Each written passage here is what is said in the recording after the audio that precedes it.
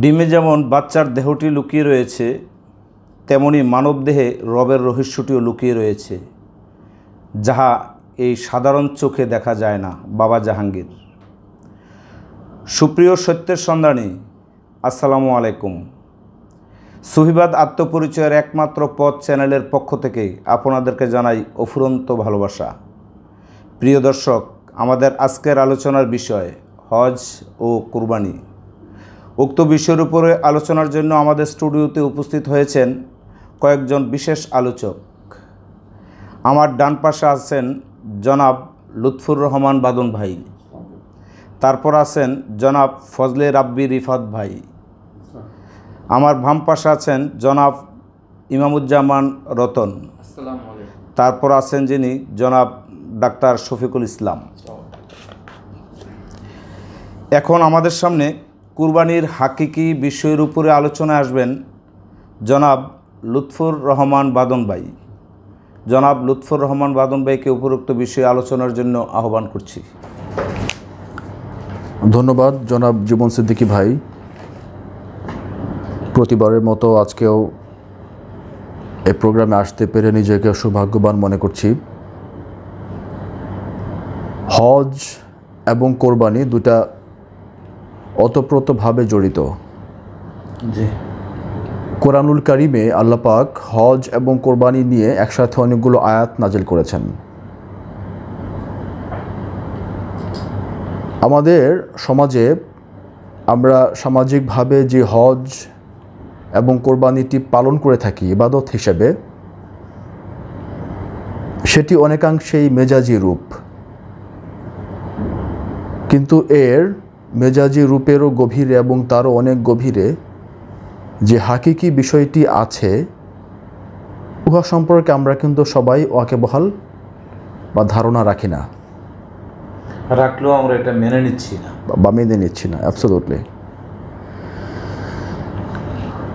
কোরবানি করার তাগাদা কোথা থেকে আসলো? সবাই আমরা জানি যে হজরত ইব্রাহিম আলাইহিসসালামের একটি সুন্নত কোরবানি। আল্লাহ পাক ইব্রাহিম আলাইহিসসালামকে আদেশ করলেন। মূলত প্রথমে ইব্রাহিম নবী একজন সদাচারী রূপে একজন বন্ধু আল্লাহ পাকের কাছে কামনা করেছিলেন। তখন আল্লাহ পাক তার দোয়া কবুল করলেন এবং তাকে উত্তম সন্তান দান করিলেন, ইসমাইল আলাইহিসসালামকে। পরবর্তীতে কোরআনে যে আয়াতগুলো নাজিল হয়েছে, সেখানে আল্লাহ পাক বলছেন যে ইব্রাহিম বলছেন যে আমি আল্লাহ পাক কর্তৃক আদিষ্ট হয়েছি, বিছানায় আদিষ্ট হয়েছি তোমাকে উৎসর্গ করার জন্য। আচ্ছা, এখানে কিন্তু উৎসর্গ করার জন্য বলা হয়েছে। পিতা তার পুত্রকে উৎসর্গ করছে। পিতা যখন তার পুত্রকে উৎসর্গ করার জন্য মনস্থির করলেন, তখন ইসমাইল আলাইহিসসালামকে তার মনোব্যক্তি প্রকাশ করলেন ইব্রাহিম আলাইহিসসালাম। ইসমাইল আলাইহিসসালাম এবং ইব্রাহিম নবী তখন বলেছিলেন যে তুমি এটা দেখো, তুমি এখন চিন্তা করো, তুমি এটা বিবেচনা করো যে তুমি কি করতে চাও, তুমি ধ্যানস্থ হও, তুমি বিচার বিশ্লেষণ করে দেখো তুমি কি করতে চাও, সত্য দেখে তুমি আমাকে জানাও। তারপর ইব্রাহিম নবীকে বললেন ইসমাইল নবী যে ঠিক আছে, আপনি আপনার কার্য সমাধা করুন, নিশ্চয়ই আমাকে আপনি ধৈর্যধারীদের সঙ্গে পাবেন। আচ্ছা, খেয়াল করেন, যিনি উৎসর্গ হচ্ছেন অর্থাৎ ইসমাইল নবী, তিনি ধৈর্য ধারণ করলেন।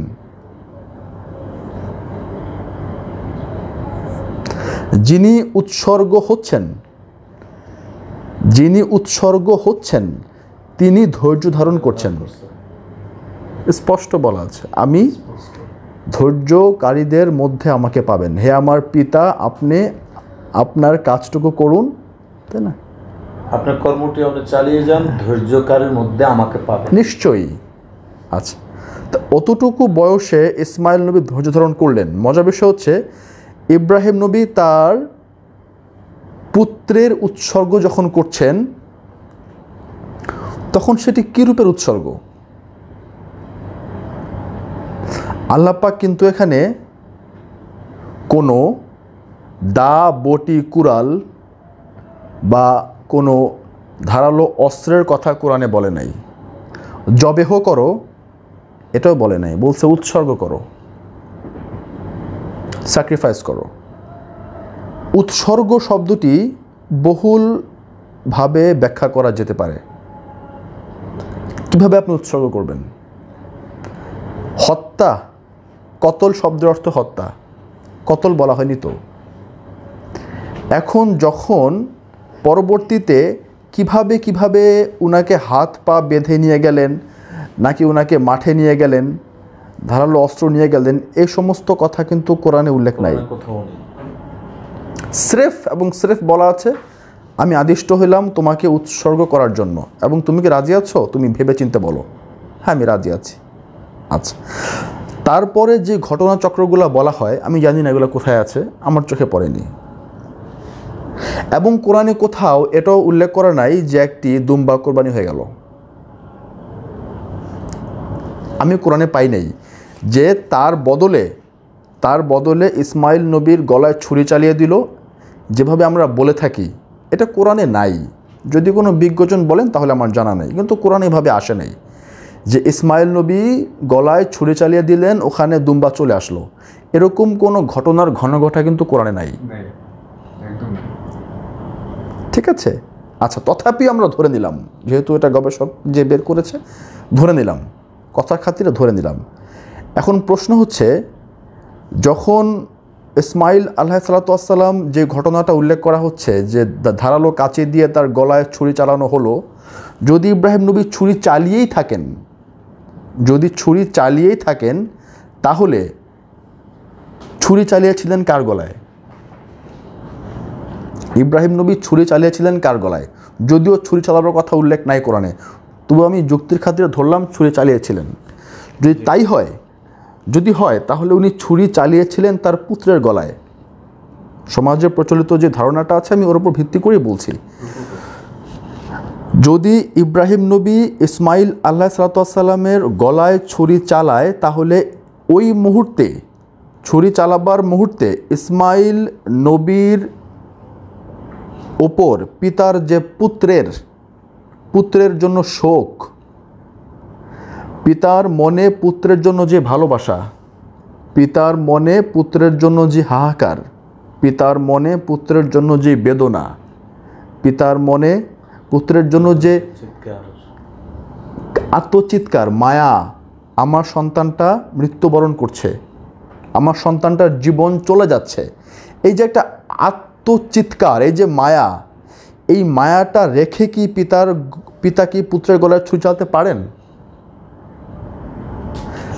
যদি ওই মায়াটা থেকে যায় যে আমি আমার পুত্রকে হত্যা করছি বা আমি আমার পুত্রের মায়া ত্যাগ করছি, এই উৎসর্গ কার জন্য? এই উৎসর্গ হচ্ছে আল্লাহ পাকের দিদার লাভ করার জন্য। আমার এবং আমার মাশুকের মাঝখানে কোনো প্রকারের কোনো মায়া, কোনো প্রকারের কোনো ইলিউশন, কোনো প্রকারের কোনো হাহাকার, কোনো প্রকারের কোনো বাধ্যকতা থাকতে পারবে না। আমার এবং আমার মাশুকের মাঝখানে কোনো প্রকার পর্দা থাকতে পারবে না, কোনো প্রকার মায়া আসক্তি থাকতে পারবে না যেটা আমাকে বাধা প্রদান করছে তার সাথে মিলনের। এরকম কোনো ধরনের চাওয়া পাওয়া, মায়া, মমতা, মোহাব্বত, আসক্তি থাকতে পারবে না, সে যেই হোক, whoever and what ever it is. কোনো ধরনের মায়া এবং আসক্তি থাকতে পারবে না আমার এবং আমার মাশুকের মিলন সেতুতে, থাকতে পারবে না। এবং এই জন্যে আল্লাহ পাক বললেন, তুমি তোমার সন্তানকে যদি ভালোবেসে থাকো এবং সে ভালোবাসা যদি আমার সাথে মিলনের জন্য প্রতিবন্ধক হয়ে থাকে, তাহলে তুমি এর মায়া উৎসর্গ করো। এবং পিতার সাথে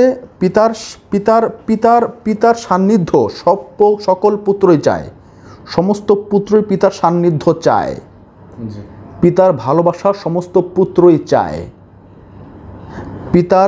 পিতাকে আঁকড়ে ধরতে সমস্ত পুত্রই চায় এবং সমস্ত পুত্রর মনের বাসনা হচ্ছে পিতার আদর এবং স্নেহ এবং একটা বটবৃক্ষের ন্যায় ছায়া লাভ করা।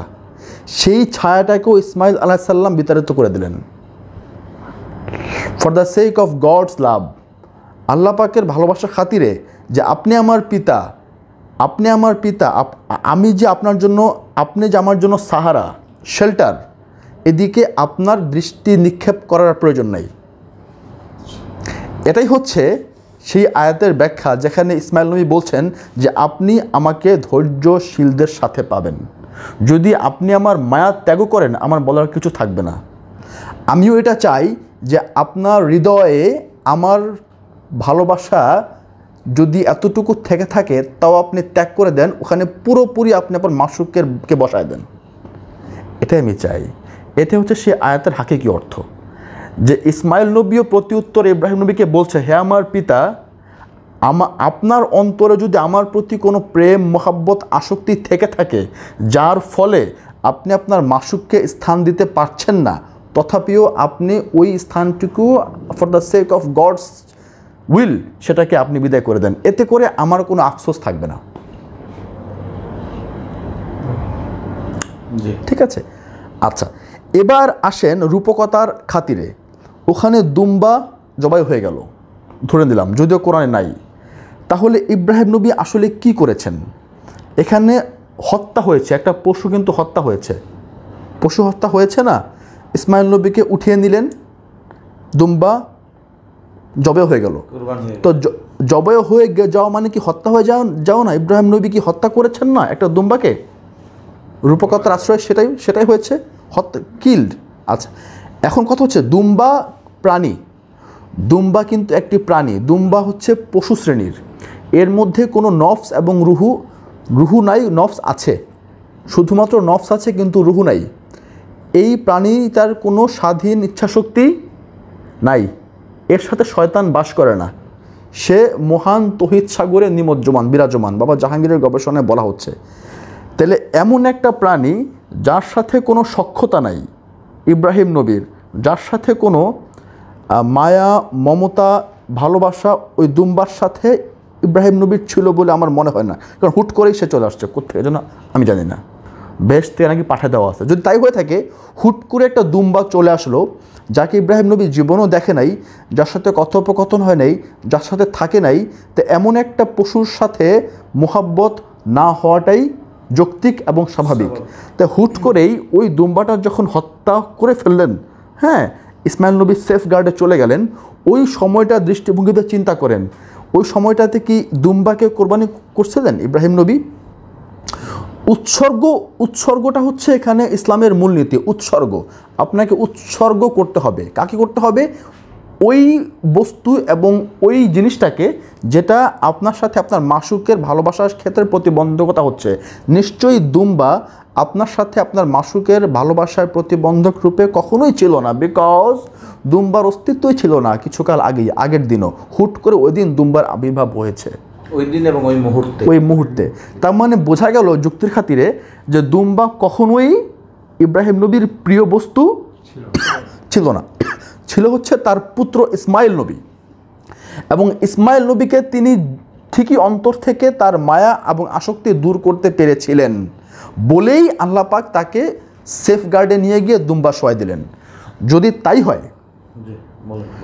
তাই হয় তাহলে এখানে হত্যা এবং কোরবানি দুই জিনিস স্পষ্ট। হত্যা এবং কোরবানি দুই জিনিস। উৎসর্গ, মায়া ত্যাগ করা, বস্তুর প্রতি মায়া ত্যাগ করা, এবং হত্যা করা দুই জিনিস। হত্যা বা জবাই বলতে পারি, জবেহ বা হত্যা। এই জবেহ বা হত্যা এবং উৎসর্গ দুই জিনিস। আপনি উৎসর্গ করবেন মায়াকে, মায়া। এখন আমরা যে সমাজে প্রচলিত যে কোরবানি আমরা বলে থাকি, সেখানে কি হয়? সেখানে আমরা প্রতি বছর একটা দিনকে অনুষ্ঠান স্বরূপ পালন করে আমরা যে যা সামর্থ্য মতো আপনার পশু কিনে নিয়ে আসি, তাই না? গরু কিনে নিয়ে আসি, খাসি কিনে নিয়ে আসি, উট কিনে নিয়ে আসি, দুম্বা, সৌদি আরবে দুম্বা, এখানে বাংলাদেশের দুম্বা পাওয়া যায় না, আমরা গরু খাসি গলায় ছুরি চালিয়ে দিই। আচ্ছা, গরু খাসি তো ইব্রাহিমের সুন্নত না, দুম্বা সুন্নত ছিল। যাই হোক, কোরআনে চতুষ্পদ জন্তুর কথা বলা আছে। এখন এই পশুর সাথে কি আমাদের আদৌ কোনো মায়া মহব্বত জড়িত আছে?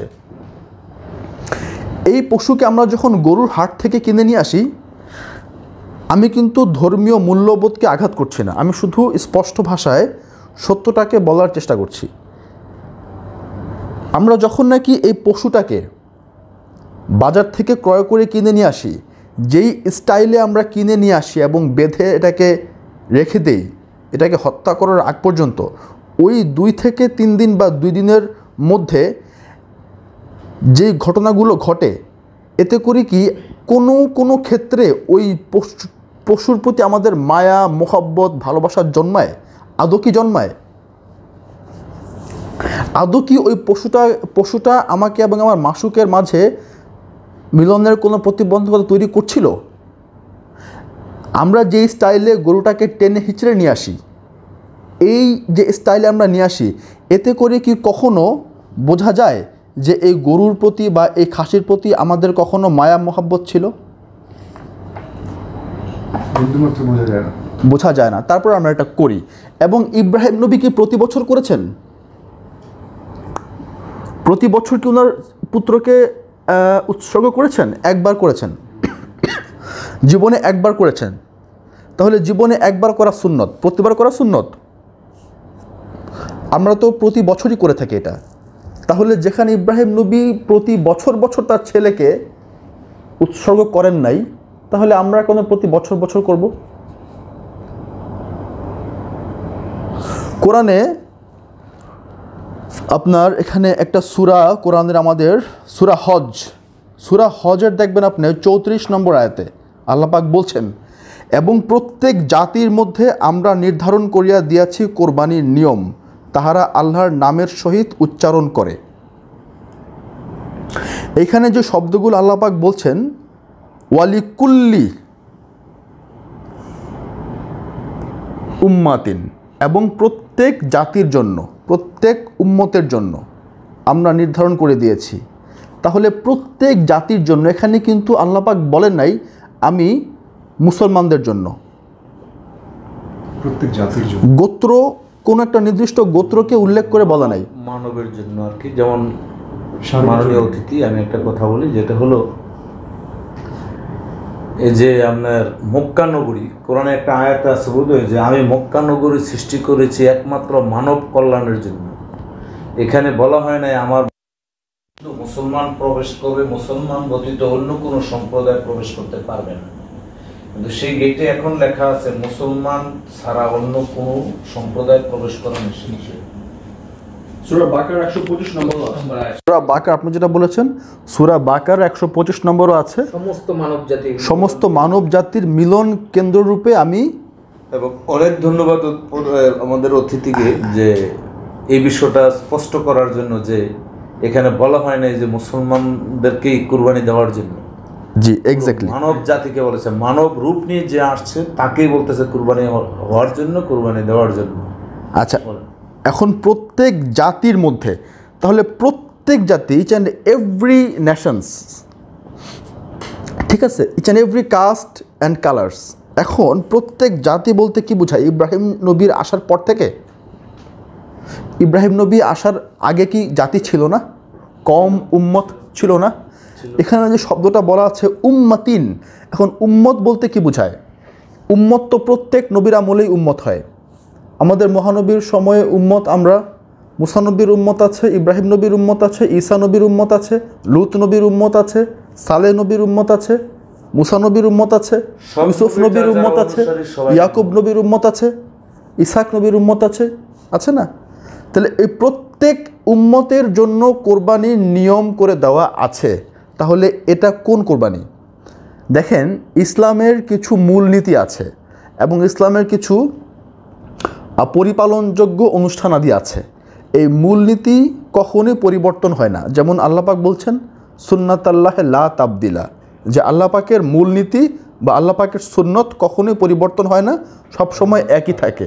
কিন্তু অনুষ্ঠানগুলো পরিবর্তন হতে পারে এক এক নবীর সময়, এক এক মহাপুরুষের সময়ে, কিন্তু মূলনীতি কোরআন কিন্তু মূলনীতি। তা এই মূলনীতি জায়গা থেকে কোরবানিও কিন্তু একটা মূলনীতি এবং খুঁটি, ঠিক আছে, ইসলামের একটা মূলনীতি এবং খুঁটি, এবং যে ইসলামের মূলনীতি এবং খুঁটিটা প্রত্যেক জাতির জন্যই নির্ধারণ করে দেওয়া হয়েছিল। আবার এখানে মজার বিষয় হচ্ছে যে কোনো দেশ কাল পাত্র বেঁধেও কিন্তু উল্লেখ করা নাই যে অমুক নবীর আগে থেকে এবং অমুক নবীর পর থেকে, সমগ্র প্যারালালি। এখানে আমাদের এই বিষয়টাকে খুব ভাবিয়ে তোলে। তারপর দেখেন আপনার 36 নাম্বার যে আয়াতটা সূরা হজের, এবং উটগুলি তোমাদের জন্য আমরা সেইগুলিকে করিয়াছি আল্লাহর দৃষ্টান্তবলির মধ্যে, উহার মধ্যে তোমাদের জন্য মঙ্গল রহিয়াছে। সুতরাং তোমরা উটগুলিকে খাইতে পারো যখন তোমরা এই উটের মাংস খাওয়ার কিছু কথাবার্তা বলা আছে। আচ্ছা, 36 নম্বর আয়াতে আল্লাহ পাক সূরা হজের উটের মাংস তোমরা খাইতে পারো এই কথা বলা আছে, কিন্তু কোরবানি, উটকে কোরবানি করতে পারো এই কথা বলা নাই। আমার কথা বোঝা গেল? যেমন আয়াতের অর্থটা আমি আবার পড়ছি, এবং উটগুলো তোমাদের জন্য আমরা সেগুলিকে করিয়াছি আল্লাহর দৃষ্টান্তবলির মধ্যে, উহার মধ্যে তোমাদের জন্য মঙ্গল রহিয়াছে। সুতরাং উচ্চারণ করো শ্রেণীবদ্ধভাবে তাহাদের উপর আল্লাহর নাম। সুতরাং যখন হেলিয়া পড়ে, যখন উটগুলো হেলিয়া পড়ে ইহাদের পিঠগুলো, সুতরাং তোমরা খাও উহা হইতে, এবং অভাবীদেরকে এবং যাহারা চায় তাদেরকে দাও। এখন এই আয়াতটি দিয়ে উটের মাংস খাওয়া যে হালাল মানুষের জন্য সেটাকে বোঝানো হয়েছে। আচ্ছা, হতেই পারে মানুষ তৃণভোজী প্রাণী, মানুষ মাংস ভক্ষণও করতে পারে, মানুষ উট খেতে পারে, দুম্বা খেতে পারে। এই আয়াতটি দিয়ে আপনি পশু কোরবানির কি কোনো গন্ধ পাচ্ছেন? না, এই বিষয়টা একদমই স্পষ্ট নাই, কোরআনে কোথাও এই বিষয়টা স্পষ্ট নাই। কুরবানি একটা, আর জবাহ করে জীবিকা মিটানো হলো আরেকটা, চাহিদা মিটানো। খাওয়ার জন্য এক বিষয়, কুরবানি হলো অন্য বিষয়, দুই ধরনের প্র্যাকটিস। হ্যাঁ। তারপরের আয়াতে কি আছে?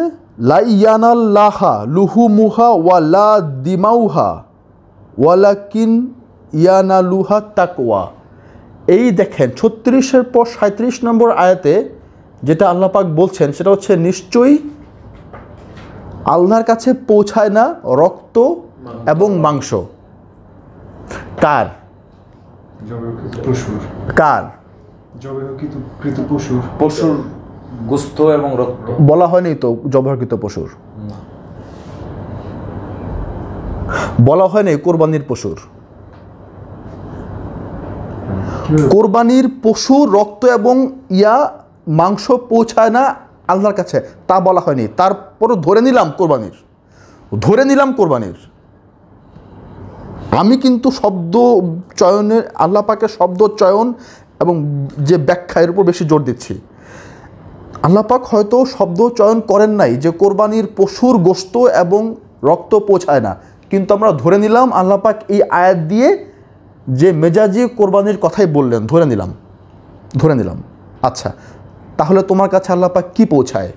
তুমি কোরবানি করার দুম্বা, খাসি, গরু জবাই করলাম, কোরবানি করলাম, যেটাই করলাম, তাহলে রক্তের স্রোত বয়ে যাচ্ছে, মাংসগুলো আমরা ভক্ষণ করছি, কিন্তু আল্লাহ পাক তুমি একই কথা বললা,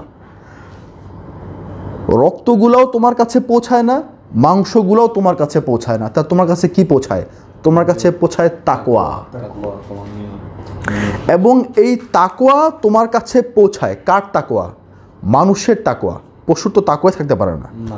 তাকওয়াটা কি? তাকওয়া কালান্দার বাবা জাহাঙ্গীর বা ইমান আল সুরেশ্বরী, আমার নিজস্ব দৃষ্টিভঙ্গি এবং আমি যতটুকু বুঝতে পেরেছি, কালান্দার বাবা জাহাঙ্গীর বা ইমান আল সুরেশ্বরী হচ্ছে এমন একজন মহামানব যিনি এই প্রথম সারা বিশ্বের মানুষকে কোরআনুল কারিমের হুবহু শব্দে শব্দে অনুবাদ করে দিয়েছেন, এবং এক একটি শব্দের কত রকম অর্থ হতে পারে তাও উনি অনুবাদ করে ব্যাখ্যা করে দিয়ে গেছেন এই যে তার এই কোরআনুল মাজিদের এই রচনাটির মাধ্যমে। এখানে তিনি বলেছেন যে আমি 53 বছর কোরআন গবেষণা করেছি, এবং 53 বছর কোরআন গবেষণা করার পরেও আমি সবটুকু অনুবাদ করতে পারলাম না, 15 পারা পর্যন্ত অনুবাদ করলাম। এবং আমি কোরআনের কিছুই বুঝি নাই। যাই হোক, আপনারা এই কোরআনের তাফসীরটি পড়লে আরও ডিটেলস এবং আরও ইন ডিটেলস আপনারা যেতে পারবেন। এবং সূরা হজের প্রতিটি আয়াত বাবা জাহাঙ্গীর এখানে ব্যাখ্যা করেছেন, অর্থ করেছেন। যদি আপনারা কখনো এটি সংগ্রহ করেন আপনারা আরও ডিটেলসে যেতে পারবেন।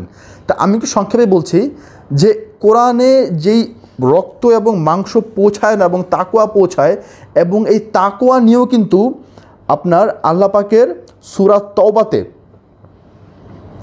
দুটি আয়াত আছে তাকওয়া নিয়ে। তাকওয়া যারা পালন করে তাদেরকে বলা হয় মুত্তাকি। আচ্ছা, তাকওয়া জিনিসটা কি? তাকওয়া জিনিসটা হচ্ছে অন্তরের নিয়ত। অন্তরের নিয়ত, পরিশুদ্ধ নিয়তকে তাকওয়া বলে। অন্তরের পরিশুদ্ধ নিয়তকে তাকওয়া বলে। এই অন্তরের পরিশুদ্ধ নিয়তটি আল্লাহর কাছে পৌঁছায়। যে অন্তরের যে পরিশুদ্ধ নিয়তটি, যে কোনো নিয়তি তাকওয়া নয়, যে কোনো নিয়তি তাকওয়া নয়। কারণ আপনি একটা মানুষকে আদর করে মুখে তুলে খাওয়াচ্ছেন, কিন্তু আপনার অন্তরে তার প্রতি ভালোবাসা নাই, নিয়ত খারাপ, ওটা তাকওয়া না। আচ্ছা,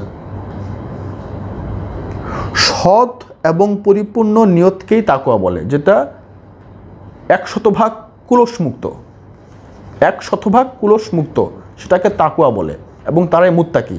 এবং এই মুত্তাকি সম্পর্কে আল্লাহ পাক সূরা তওবাতে বলছেন দুটো আয়াত, একটা হচ্ছে 36 এবং আরেকটা হচ্ছে আপনার 123।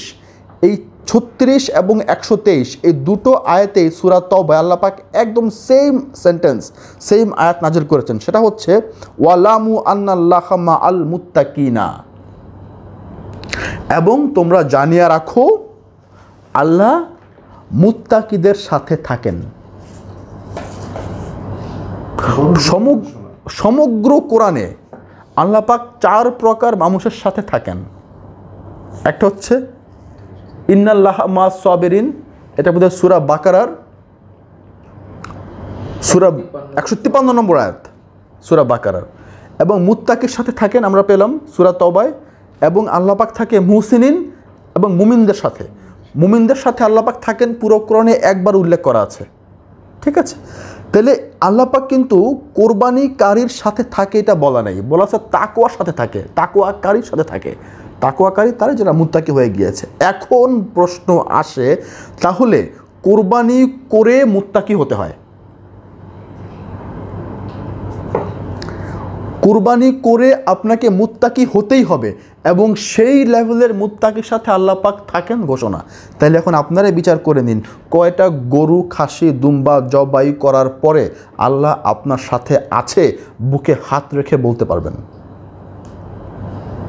আপনারা কি বোঝেন আল্লাহ পাক মুত্তাকির সাথে থাকে এটার গভীরতা কতটুকু?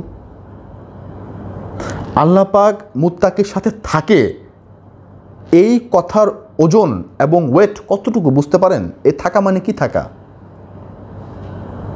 কেমন করে থাকে আল্লাহ পাক মুত্তাকির সাথে? আল্লাহ পাক মুমিনের 7 নম্বর আয়াতে বলছে, একা ডাকো, ডাকের জবাব সঙ্গে সঙ্গে দেই।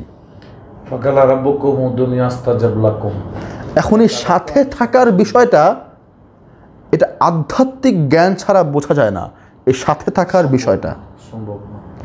সাথে থাকার বিষয় হচ্ছে, যখন আমি আমার কোনো বন্ধু বান্ধবদের সাথে থাকি তখন আমি তাকে ডাকলেই সে আমার ডাকের জবাব দেয়। যে আমার সাথে থাকে তার সাথে আমার কথোপকথন হয়, দেখা সাক্ষাৎ হয়। আমি সিম্পল লজিক দিয়ে বলছি, তার সাথে আমার দেখা সাক্ষাৎ হয়, কথোপকথন হয়, তার সাথে আমি গল্প গুজব করি, একসাথে খাওয়া দাওয়া করি, একই বিছানায় ঘুমাইতে পারি।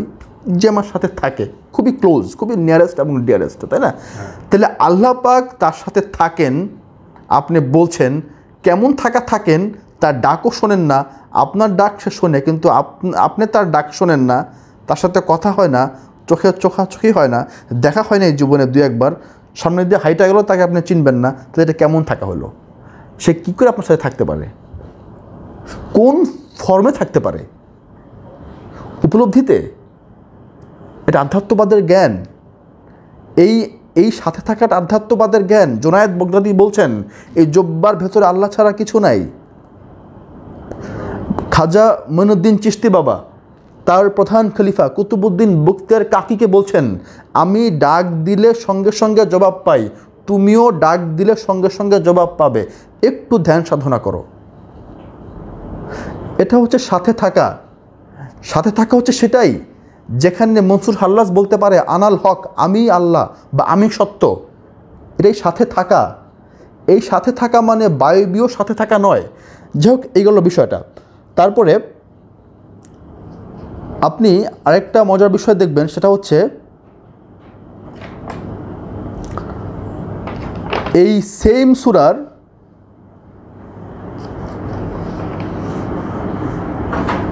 31 নম্বর আয়াতে, পরিশুদ্ধ হইয়া আল্লাহর জন্য তাহার সহিত যাহারা শরিক করে তাহারা ব্যতীত, এবং যে শরিক করে আল্লাহর সহিত, সুতরাং যেন সে আকাশ হইতে পড়িয়া গেল, সুতরাং তাহাকে পাখি ছো মারিয়া লইয়া যাইবে, অথবা তাহাকে বাতাস উড়াইয়া লইয়া যাইবে দূরবর্তী কোনো স্থানে। যদি আপনি শিরিক করেন তাহলে এই অবস্থা হবে, কিন্তু আপনি যদি শিরিক না করেন তাহলে এই অবস্থা হবে না। যারা শিরিক করেন সে মানুষগুলো ব্যতীত যারা শিরিক করে তাদের এই অবস্থা হবে। তাদের কী অবস্থা হবে?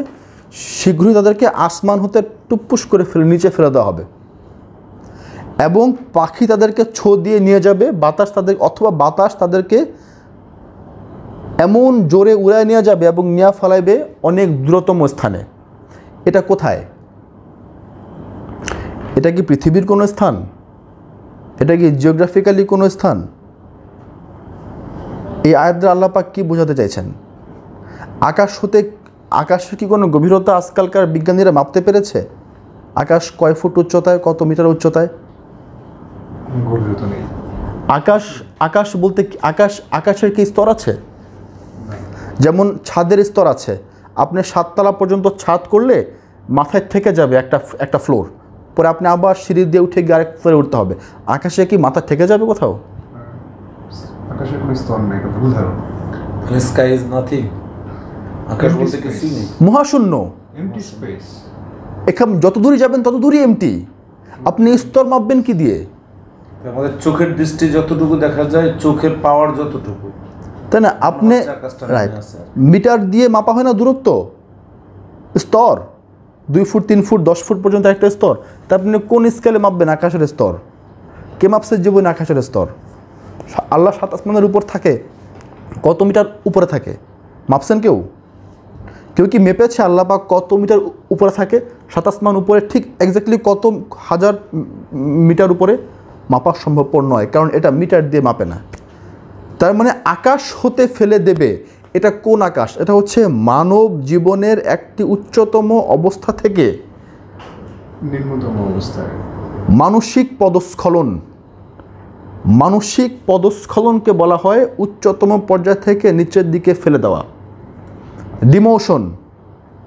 এটা হচ্ছে এই দেহের মধ্যে। এটা আপনি মেডিটেশন না করলে, আধ্যাত্মিকভাবে গুরুর সান্নিধ্যে এসে মেডিটেশন না করলে বাহ্যিক দৃষ্টিতে দেখবেন না। এই দেহটার ভিতরে 7টা স্তর থাকে। এই দেহের ভিতরে 7টা স্তর থাকে। এই দেহটা আমি না, দেহের ভিতর নফস বাস করে। এই নফসটা এক্স্যাক্টলি কোথায় বাস করে? এই দেহের ভিতরে এক্স্যাক্টলি কোথায় আমি আছি? যখন আমি শিরিক করব কোনো কিছুকে, আল্লাহর সাথে যদি আমি কোনো কিছুকে তুলনা করি, তাহলে আমার পদস্খলন হবে, আমার ডিমোশন হবে, আমি শাস্তির আওতায় আসব। তখন আমি নিচে নেমে যাব এবং পাখি ছো মেরে আরেক জায়গায় নিয়ে যাবে। এখানে আধ্যাত্মিকভাবে বলা হচ্ছে, আধ্যাত্মিকতার স্বার্থে এবং আধ্যাত্মিক ব্যাখ্যা, এখানে আরেকটা মাতৃগর্ভে নিয়ে যাওয়ার কথা বলা হচ্ছে। আপনার কাজের রেজাল্ট অনুযায়ী, আমার স্বভাব অনুযায়ী আমাকে অন্যত্র কোথাও নিয়ে যাওয়ার কথা বলা হচ্ছে এই আয়াতের দ্বারা। এখানে পাখি এবং বাতাসের কথাগুলো শুধুমাত্রই রূপকতার আশ্রয়ে বহন করছে। যাই হোক, আমি আবার আমার কথায় ফিরে আসছি। সূরা হজের 125 নম্বর আয়াতে আল্লাহ পাক বলছেন, আমি ইব্রাহিম নবীকে মুসল্লা রূপে গ্রহণ করতে বলছি সমগ্র মানব জাতিকে আমি আপনার ঘরটিকে তাওয়াফকারী, সেজদাকারী এবং রুকুকারীদের জন্য স্থানরূপে নির্বাচন,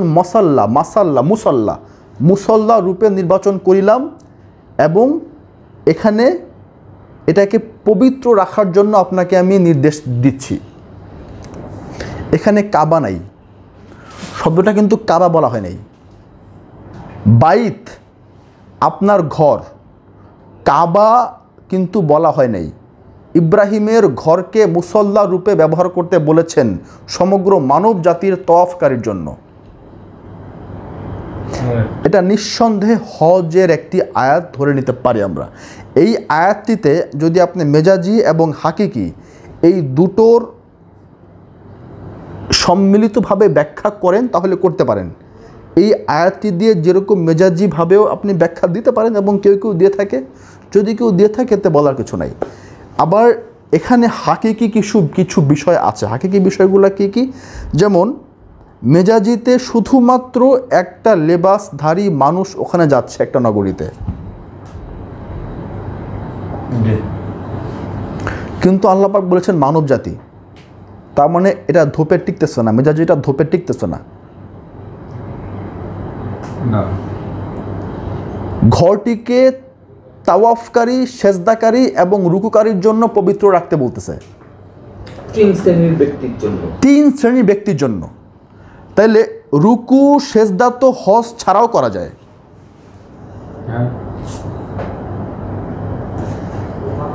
আপনি 10 দিন, 5 দিন, 15 দিনের জন্য যায় নামাজ পড়তে পারেন না? আপনি এমনি মক্কায় যায়, মক্কা নগরীতে কাবা ঘরের সামনে হজ নামাজ রুকু সেজদা করতে পারেন না?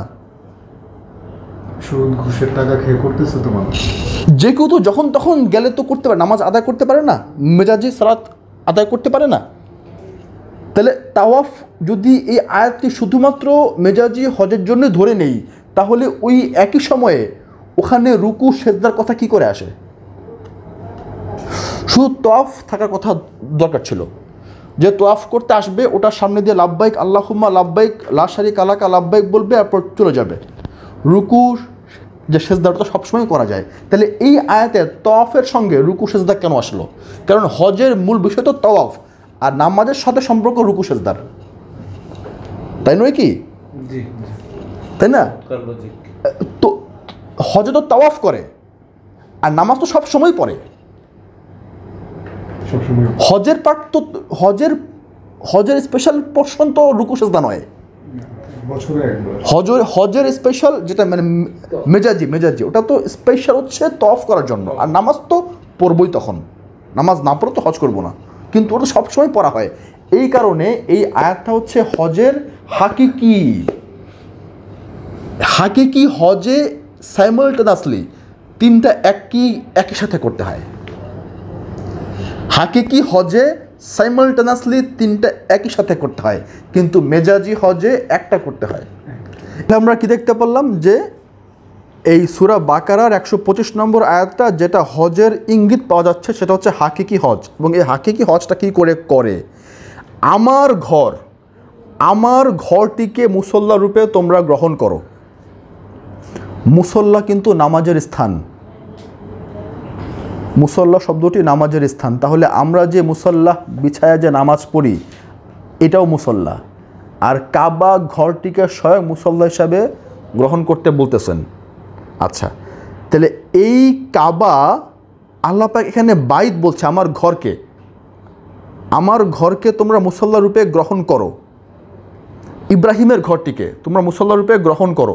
এখন প্রত্যেক মানব জাতির জন্য, তাহলে ইব্রাহিম নবী কি মুসলমান, একটা গোত্রের নবী? কোনো নবী রাসূল কি কোনো দিন একটা ইয়ের মধ্যে আবদ্ধ থাকে? তার সার্বজনীন নয় কি? সার্বজনীন নয় কি? তাহলে এই ঘর দিয়ে কি ইঙ্গিত করা হচ্ছে?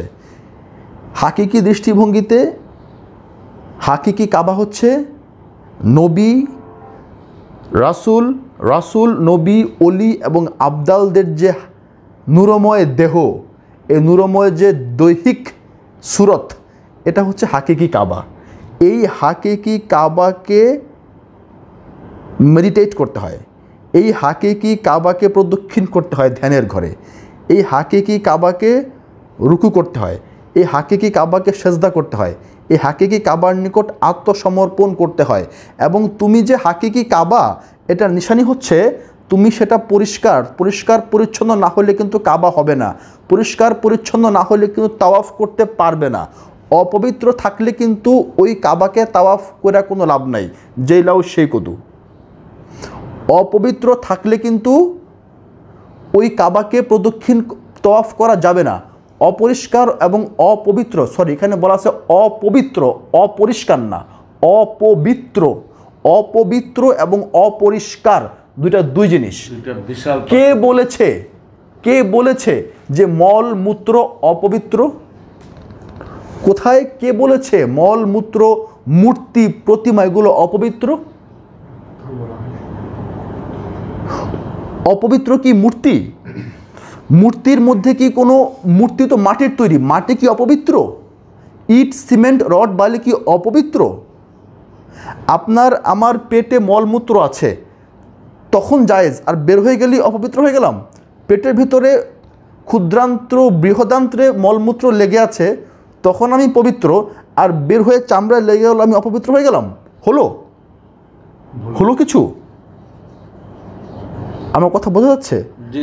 আমার রক্তের মধ্যে বীর্য লুকিয়ে আছে, শক্তি তো আছে, অস্তিত্ব আছে, তখন আমি পবিত্র, বের হয়ে চামড়ায় লেগে গেল আর আমি হয়ে গেলাম অপবিত্র। এটা হলো কিছু? অপরিষ্কার বলতে পারেন, অপবিত্র না, কিন্তু আল্লাহ পাক এখানে বলছে অপবিত্র, নট অপরিষ্কার। আমার কাবা, তোমার ইব্রাহিম তোমার কাবাটিকে পবিত্র রাখো, অপবিত্র করো না।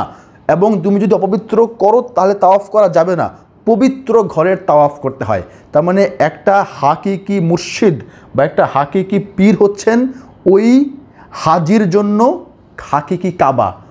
ওই কাবাকে তার মুরিদরা, তার ভক্তরা হাজি হয়ে ধ্যানে তাওয়াফ করে, তাওয়াফ করতে করতে তারা পবিত্র হয়ে যায়। এখানে দেখেন কাবার কথাটা 29 নম্বর আয়াতও উল্লেখ করেন। 29 নম্বর আয়াতে আল্লাহ পাক কী বলছেন দেখেন, ইহার পর তাহাদের ময়লা তাহারা যেন দূর করে এবং তাহাদের মানতগুলোকে তাহারা যেন পূর্ণ করে এবং তাহারা যেন তওয়াফ করে প্রাচীন ঘরের সহিত। প্রাচীন ঘরের সহিত, প্রাচীন ঘর, এই কথাটা আরেকবার বলা আছে। এটা হচ্ছে সূরা হজের 34 34 নম্বর আয়াতে। এখানেও আল্লাহ পাক বলছেন যে সুতরাং তাহার জন্য আত্মসমর্পণ করো এবং সুসংবাদ দাও বিনীতগণকে। ঠিক আছে, 33 নম্বর আয়াতে, তোমাদের জন্য ইহার মধ্যে ফায়দা নির্দিষ্ট সময়ের দিকে, ইহার পর তাহার জায়গা প্রাচীন ঘরের দিকে। আচ্ছা, প্রাচীন ঘর, এখানে যে শব্দটা বলা আছে তাহার জায়গা প্রাচীন ঘর, ইল্লাল বাইতি, প্রাচীন ঘর। এখন প্রাচীন ঘর, কত প্রাচীন ঘর, কত সময় হলে পরে প্রাচীন ঘর হয়?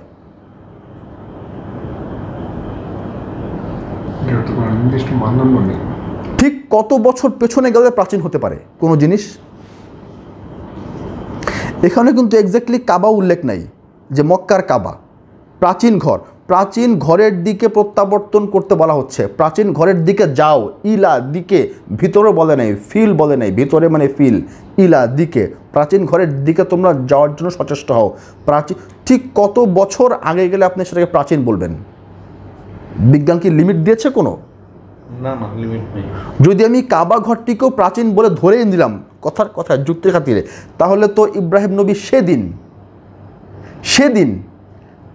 প্রাচীন, তো যখন বন মানুষ ছিল, ডাইনোসর ছিল, তাকে প্রাচীন বলা হয়। ইব্রাহিম নবীর সময় তো ডাইনোসর ছিল না, বন মানুষ ছিল না, তাই না? তো সেটা প্রাচীন নয়। প্রাচীন বলতে বিজ্ঞান যেটাকে বলেছে আদিম প্রস্তর যুগ, তখন পাথরে ঠুকে আগুন জ্বালাইতো, চাকার আবিষ্কার হয়েছে, লৌহ যুগ, তখনকারটাকেও প্রাচীন বলা হয়। তো সেটা কি ইব্রাহিম যুগ নবীর সময় ছিল? তাহলে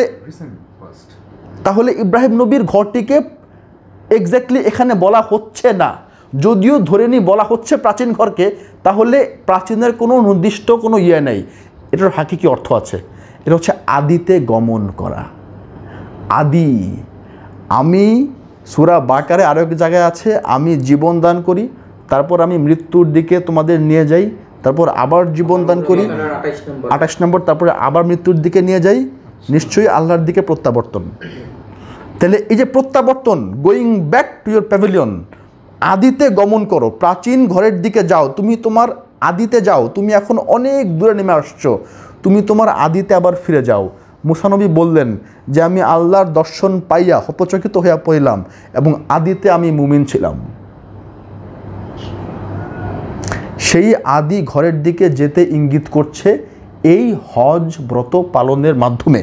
এখন আমরা যদি হজ ব্রত পালন যদি করে থাকি তাহলে কতজন আমরা প্রাচীন ঘরের দিকে যেতে পেরেছি সেটা একটা প্রশ্ন থেকে যায়।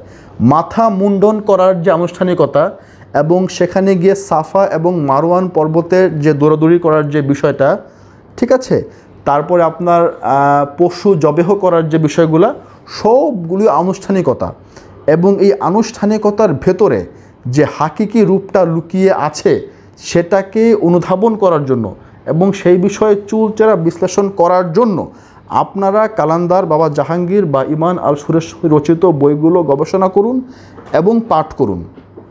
সূক্ষ্ম বিষয়গুলো আপনাদের সামনে ধরা পড়ে যাবে বলে আশা রাখি।